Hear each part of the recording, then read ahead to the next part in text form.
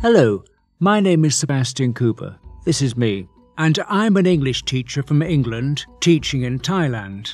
And this is a promotional video with the objective of encouraging people to come to teach English here. I'm not going too heavily into details, as these can be found on the internet. I'm just giving a general overall view and talking about some of my experiences. All the videos and the majority of the photographs you see were taken by me and cover places either where I've taught or visited, and I hope you enjoy it.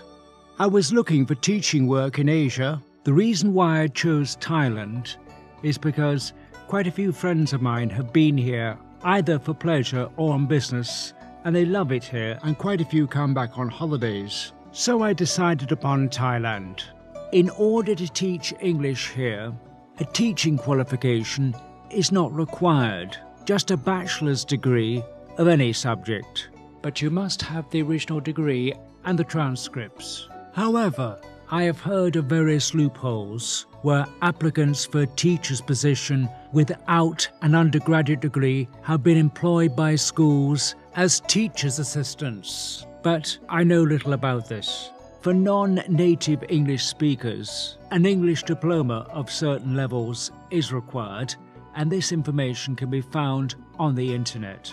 But for people who do wish to teach here, one requirement that is really needed is the desire to teach. One common problem can be is that younger people consider this to be a backpacker's holiday, and it isn't. It is serious work. So it's important that anyone who wishes to come here realize that he or she must strictly adhere to the rules of the company or the school that employs him or her. Different companies and schools have dress code requirements, and it's very important to stick to these, and also to be physically and mentally ready to teach. Arrive at school on time, dressed accordingly, and not hungover or stinking of alcohol or cigarettes. Also, be prepared for the lessons. Now, depending on the school or the company, the lessons for the whole term may well be already prepared. But this is by no means always the case. Teachers may well be expected to do all their own preparation. There is continuous support from the schools and companies, and also there are other foreign teachers who help each other. My own experience is that it can be a very enjoyable atmosphere amongst the other teachers and the students. How do you get work in Thailand? Well, there are various ways you can do it. One way can be done by agencies in the home countries of the people who wish to come here. They will organise everything regarding the transportation, the pickup from the airport, accommodation, any training, which includes general support and advice regarding living here, including do's and don'ts, and transportation and introduction to the first school, and they will give you continuous support. Another method is to actually contact companies and schools in Thailand before travelling here, and they can help you. Or just travel to Thailand and contact schools and companies here.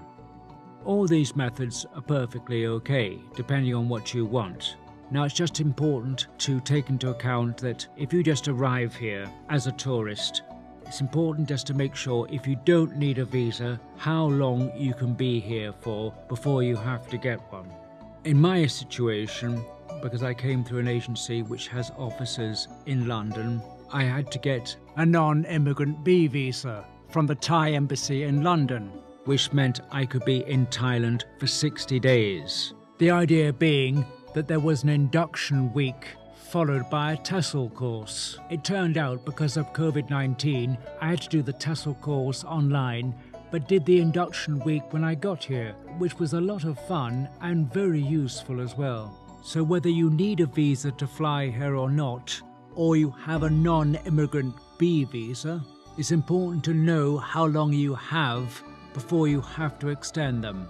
Right, for every job you have, of course, you need a work permit and a teacher's license. if you have a postgraduate diploma or certificate of education, you're entitled to a permanent teaching license.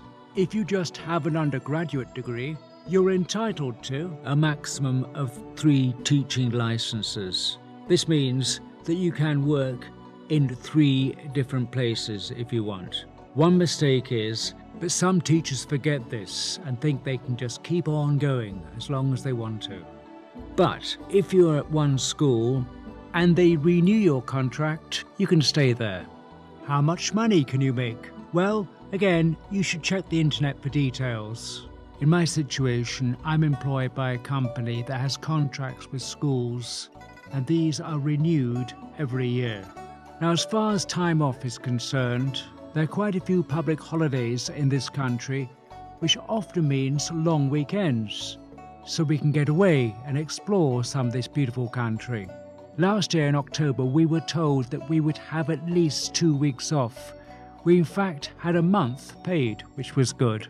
In my situation, I have a 10-month contract with the company. That's from the beginning of April to the end of February. And then there's a 2-month break between contracts. During this time, I know that quite a few foreign teachers return home. And one important thing to remember is anyone who intends to come back and continue work should obtain a re-entry visa from immigration, or their non-immigrant B visa will be cancelled upon return. One thing that is important in Thailand is insurance. Now, the company I work for provides this. It's absolutely essential to have insurance so as to avoid, in the case of an emergency, expensive hospital bills. Also, my insurance policy covers me during the time of the break between the 2 contracts, which is also very useful. If you decide to teach here, you must check this out because it is essential. Now, as far as transport, well, public transport is pretty good here.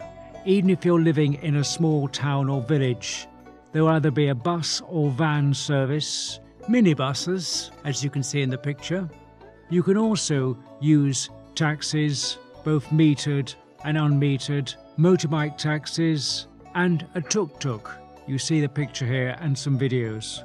It's quite usual for foreign teachers coming here to rent or buy motorbikes. If you do this, it's essential that you wear a helmet. As you can see in the video, a lot of people don't, but you should, because besides your personal safety, if you have an accident, you may well find that the insurance company will not pay. Internal flights in Thailand are not expensive, so if you wish to take a long journey, let's say for instance you want to go from Bangkok to Chiang Mai, you can fly in, I think, in just over an hour. And if you go by train, I think it takes about 12. Thai people are generally very friendly, and it's important to greet them with a way and also learn a few words, at least how to greet people and to say thank you. So I really hope that this short video has given you an introduction to working here and given you some ideas, and maybe might have even made you interested in coming here. As I said, I deliberately have not gone into too many details, as all of these can be found very easily, and I have not mentioned any names of the companies or schools where I've worked. If you wish to contact me, you can find me on Facebook. My full name is Robert Sebastian Cooper, and my email address is cooper.seb@gmail.com. Thank you very much for watching. Goodbye.